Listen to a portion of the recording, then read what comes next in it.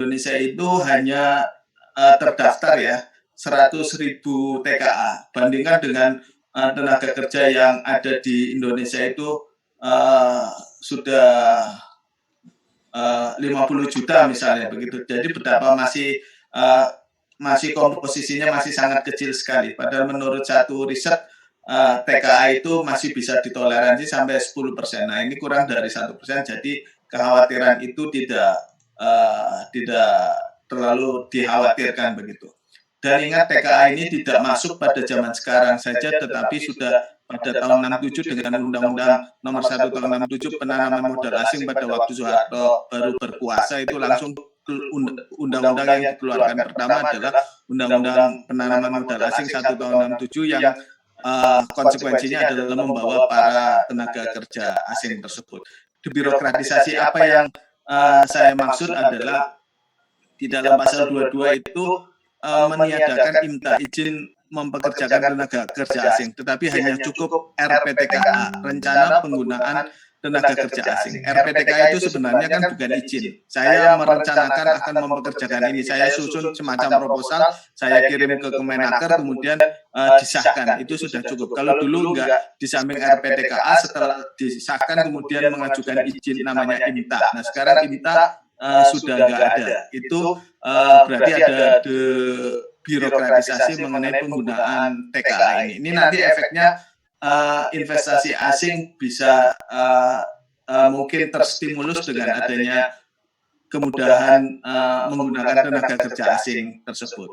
Apakah nanti tenaga kerja asing akan bekerja untuk semua level? Tentu tidak ya. Di dalam ketentuannya adalah pada jabatan tertentu. Nah ini nanti fungsi pengawasan di dalam hal ini diperlukan. Dan ingat di dalam Omnibus Law ini sebenarnya sudah 2 tahun ini dilakukan deregulasi mengenai TKA ini di dalam Perpres nomor 20 tahun 2018 ya mengenai penggunaan tenaga kerja asing. Artinya sebenarnya Omnibus Law ini meningkatkan apa yang ada di Perpres TKA menjadi satu undang-undang. Jadi bukan hal baru sama sekali. Kemudian positif yang kedua itu tadi sudah disampaikan Prof. Zainuddin, adanya kompensasi pekerja kontrak. Selama ini pekerja kontrak atau PKWT itu kalau sudah berakhir masa kerjanya maka tidak akan dapat kompensasi apapun ya. Karena memang salah satu penggunaan PKWT atau pekerja kontrak itu karena tidak ada kompensasi dan dapat dengan mudah untuk melakukan terminasi. Itu keunggulannya di 2. Nah di Omnibus Law ini dijanjikan adanya kompensasi yang akan diatur di dalam satu peraturan pemerintah. Nah nanti tinggal kita kawal mengenai peraturan pemerintah tersebut. Kemudian keunggulan yang ketiga adalah ini yang banyak tidak disorot oleh para pakar atau para apa. Sekarang itu sanksi pidana terhadap pengusaha yang tidak membayar pesangon ada.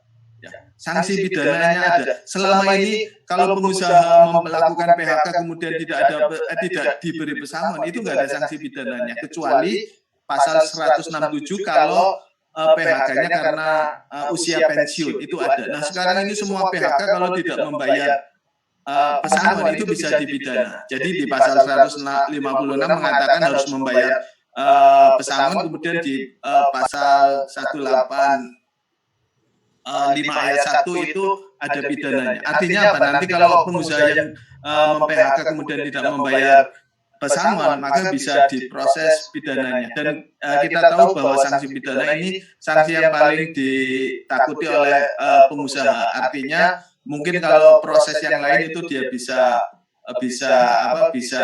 bertahan, tetapi untuk pidana kelihatannya tidak demikian. Kemudian yang keuntungan yang berikutnya yang keempat adalah adanya jaminan kehilangan pekerjaan. Jadi kalau di PHK kemudian nanti ada berhak atas jaminan kehilangan pekerjaan, dan ini iurannya itu masuk di dalam Jamsos BPJS Ketenagakerjaan dan akan dibayar oleh pemerintahan pusat ya. Jadi bukan iuran dari pengusaha dan bukan iuran dari pekerja. Ini 4 keunggulan dari klaster ketenagakerjaan ini ada di situ. Ya, ini saya tayangkan pasal-pasalnya supaya tidak misinformasi. Tetapi di samping itu juga ada banyak kemunduran atau minus daripada Omnibus Law, sehingga mengapa kemudian banyak terjadi perlawanan atau resistensi dari kalangan pekerja. Yang pertama ini yang akan sangat riskan sekali adalah mengenai outsourcing tidak terbatas pada pekerjaan penunjang saja. Selama ini yang bisa di-outsourcingkan itu adalah pekerjaan penunjang, ya. Pekerjaan penunjang kalau konsepnya adalah pekerjaan tersebut kalau tidak ada tidak mempengaruhi satu bisnis proses dari perusahaan tersebut. Nah, sekarang ini nanti pekerjaan apapun itu akan bisa di-outsourcingkan. Ya, pekerjaan apapun. Karena apa? Pasal 6465 yang mengatur mengenai outsourcing itu hanya pekerjaan penunjang itu dihapus. Ya, kemudian ada di pasal 66 dengan rumusan yang seperti yang ada di tayangan ini. Artinya apa? Nanti outsourcing itu akan dapat dilakukan perusahaan tanpa memandang itu core business atau bukan core business begitu.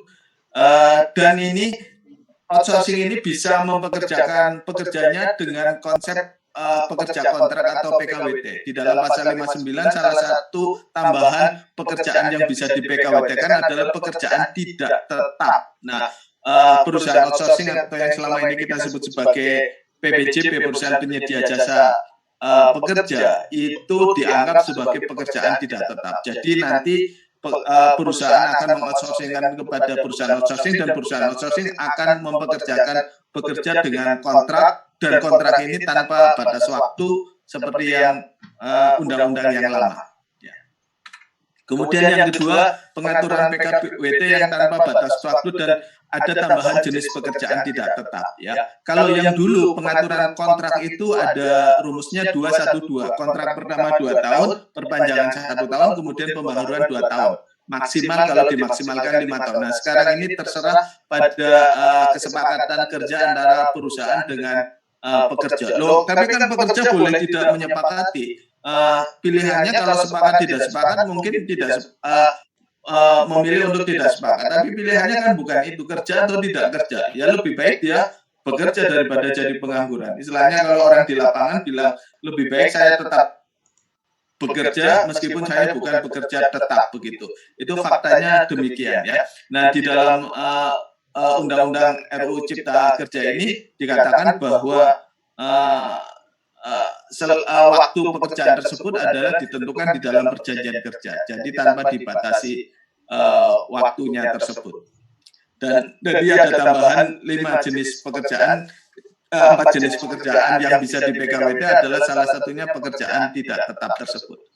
Kemudian yang ketiga, UMSK dihapus. Betul-betul pasal UMSK yang ada di pasal 89 dihapus. Jadi ini bukan hoax ya. UMSK dihapus. UMSK itu upah minimum sektoral. Artinya di atas UMK upah minimum atau yang kita kenal dengan dulu namanya UMR itu ada upah sektor-sektor perusahaan tertentu, usaha tertentu yang dianggap itu potensial mendatangkan benefit yang banyak, maka itu ditambahi kewajibannya di atas UMK. Biasanya itu 5%, 10% atau 15% di atas UMK. Nah, sekarang UMSK dihapus karena pasal 89 yang mengatur UMSK itu dihapus, maka otomatis UMSK itu terhapus dari klaster ketenaga kerjaan. Terus yang kedua, kita kenal bahwa ada upah minimum provinsi dan ada upah minimum kabupaten kota ya.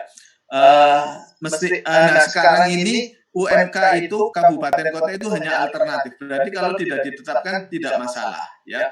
Selama ini di Jawa Timur misalnya ada UMP ya, misalnya tahun 2020 UMP-nya 2 juta ya, karena itu memperhatikan daerah yang paling rendah upah minimumnya, misalnya klaster daerah Trenggalek, Tulungagung dan sebagian dari Madura itu berkisar kurang lebih 2 juta begitu, maka UMP-nya 2 juta. Nah, untuk yang UMK Surabaya dan Ring 1 itu tahun ini berkisar 4,5 juta. Maka dengan nanti kalau tidak ditetapkan gubernur tentang UMK tersebut, maka Surabaya, pengusaha-pengusaha Surabaya yang membayar upah 2,5 juta itu tidak melanggar upah minimum karena hanya ditetapkan upah minimum provinsi. Harapannya sih gubernur masih bisa tetap menetapkan UMK di kabupaten dan kota di seluruh Jawa Timur. Tapi kalau tidak, maka nanti Surabaya bisa mengikuti atau hanya diwajibkan untuk mengikuti upah minimum provinsi yang besarannya kira-kira 2 juta begitu. Jadi akan ada kemunduran tentang pengupahan ini. Kemudian kalau yang selama ini berlaku bahwa upah minimum kabupaten kota tahun depan itu rumusnya adalah upah minimum kota kabupaten tahun ini ditambah pertumbuhan ekonomi dan inflasi ya. Misalnya tahun 2020 ini adalah dulu UMK 4 tahun lalu 4.200.000 ditambah pertumbuhan ekonomi misalnya 5% plus inflasi 4%, maka UMK tahun 2020 adalah 4,2 ditambah 8,5%. Nah, nanti ke depan itu hanya salah satu pertumbuhan ekonomi atau inflasi. Kalau yang dulu kan kumulatif ya, pertumbuhan ekonomi ditambah inflasi. Berarti nanti tahun depan misalnya dipilih pertumbuhan ekonomi, kita tahu tahun ini resesi minus 5, ya pasti nggak akan ada pertambahan upah minimum untuk tahun depan begitu. Kemudian yang kelima, pidana pengupahan di bawah upah minimum kabupaten kota itu dihapus karena pidana itu kan mengacu pada pasal 90. Pengusaha dilarang membayar upah di lebih rendah daripada upah minimum. Nah, karena ini pasal ini sudah dihapus, maka pidana upah minimum itu juga ikut terhapus. Kalau tadi ada tambahan pidana pesangon, tetapi ada pengurangan pidana upah minimum. Yang terakhir dan ini agak panjang saya jelaskan adalah PHK sekarang itu lebih mudah, lebih permisif ya, karena Menteri juga membantah, oh tidak lebih mudah, enggak. Saya kaji ini pasti lebih mudah ya. Mungkin tadi sudah disampaikan Prof. Zainuddin atau sebelumnya. Jadi PHK untuk ke depan itu antara lain yang memudahkan itu karena perusahaan melakukan efisiensi. Kalau yang undang-undang yang lama sebelum Omnibus Law ini, perusahaan bisa melakukan PHK efisiensi kalau perusahaan itu tutup. Jadi tutup dulu dan tutupnya karena efisiensi boleh PHK. Kalau sekarang itu enggak, perusahaan dapat melakukan PHK karena efisiensi. Misalnya saya direktur sebuah perusahaan, pekerja saya 100 orang, saya bisa mem-PHK besok pagi. Misalnya ini 50 saya PHK semua, kenapa Pak? Karena efisiensi ya. Karena ukurannya ini juga absurd dan tidak kuantitatif, maka bisa dijadikan alasan apapun kalau perusahaan bilang ini kami melakukan efisiensi. Berarti itu sangat memudahkan PHK ke depan. Yang kedua adalah PHK karena melanggar ketentuan perjanjian kerja, peraturan perusahaan, dan PKB. Jadi sudah disinggung juga mungkin sama Prof. Zainuddin bahwa kalau yang lama melanggar PKP, PKB maksudnya perjanjian kerja bersama bukan partai, itu harus ada SP1, SP2, SP3. Kalau yang sekarang SP1, SP2, SP3 itu dihilangkan, maka pokoknya pekerja melanggar perjanjian kerja atau peraturan perusahaan, apapun itu bisa di PHK. Bayangkan kalau misalnya ada aturan pekerja dilarang merokok begitu ya, kemudian ada pekerja merokok, itu bisa langsung di PHK. Atau ada aturan pekerja dilarang terlambat begitu ya, itu begitu terlambat itu bisa langsung di PHK ya. Karena apa? Karena melanggar perjanjian kerja, peraturan perusahaan, dan atau perjanjian kerja bersama. Kalau yang dulu enggak, di SP1 dulu, kemudian SP itu berlakunya maksimal 6 bulan, kalau 6 bulan sudah terlewati SP itu hapus. Jadi kalau melanggar lagi kembali ke SP1. Kalau sekarang enggak, begitu langsung melakukan pelanggaran terhadap perjanjian kerja, peraturan perusahaan atau PKB, maka bisa di PHK. Ini dulu namanya PHK karena indisipliner ya, pekerja mokong begitu. Nah, nanti apa yang bisa di PHK itu bisa diatur di dalam peraturan perusahaan atau perjanjian kerja bersama. Tentu itu versinya adalah, terutama kalau peraturan perusahaan adalah versinya pengusaha begitu. Jadi memang betul-betul bahwa Omnibus Law ini adalah mempermudah PHK. Karena prinsip daripada perubahan ini sebagaimana yang dimaui oleh perusahaan adalah ada prinsip namanya easy to hire, easy to fire ya, mudah mengontrak ya, mudah memecat begitu. Tadi sudah saya sampaikan ternyata mudah untuk merekrut ya. Maksudnya dengan PKWT itu kan mudah, dengan outsourcing itu mudah ya. Tetapi kemudian mudah pula memecat, easy to fire ya. Ini dengan pasal 154 ayat 1 itu adalah mudah untuk memecat begitu. Jadi kondisi yang sangat banyak terjadi itu nanti akan dengan mudahnya pekerja itu bisa di PHK tersebut. Berarti apa? Ada ketidaksecurean, ketidakamanan di dalam bekerja. Itu akan justru akan kontraproduktif bagi perusahaan maupun bagi negara, di mana pekerja itu akan bekerja ya seadanya saja ya. Mungkin barangkali omnibus law ini tidak bisa dilawan oleh pekerja, tetapi pekerja nanti biasanya akan melawan dengan cara yang lain. Nah, ini di dalam teori manajemen ini mungkin juga kalau orang yang tidak bisa melawan di depan akan melawan di belakang ya.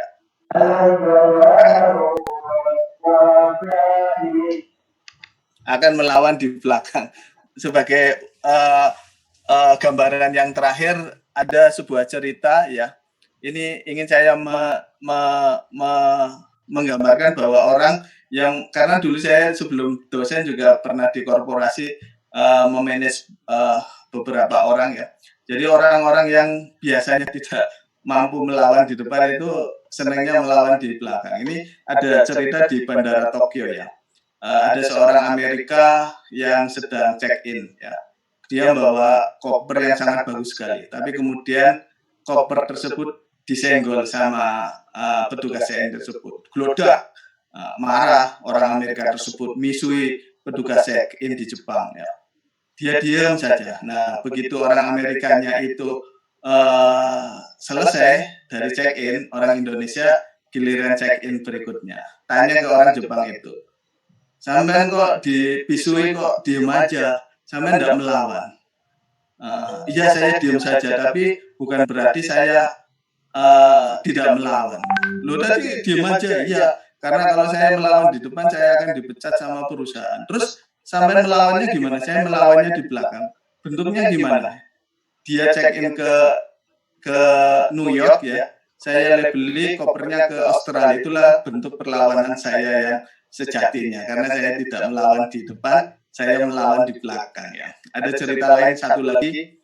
Seorang pekerja yang direkrut di pabrik sendok ya. Waktu itu UMR-nya 800. Tapi sama perusahaan dikasih upah 400. Kamu mau? Mau. Karena kalau enggak, maka enggak akan direkrut sebagai pekerja. Ya. Begitu masuk, apa yang dilakukan pekerja tersebut? Dia digaji 400.000, mau padahal UMR 800 ya. Dia tiap hari setelah selesai kerja bawa sendok satu ya, 25 hari dalam 1 bulan dapat 25 sendok dijual 400.000. Jadi 400.000 gajinya, dia ngambil sendok tiap hari 400 ya. Jadi jantung 800. Ingat, buruh mungkin bisa diperlakukan dan dia tidak melawan di depan, tetapi dia akan melawan di belakang dalam bentuk melakukan slowdown pekerjaan, dalam bentuk melakukan kontraproduktif dan lain sebagainya. Dan itu tentu akan merugikan semua, merugikan perusahaan, merugikan produktivitas negara. Inilah plus minus daripada undang-undang Omnibus Law setelah saya kaji pasal per pasal. Tentu ada pasal-pasal lainnya yang mungkin tidak terlalu signifikan. Demikian Pak Moderator, saya sampaikan. Assalamualaikum warahmatullahi wabarakatuh. Waalaikumsalam.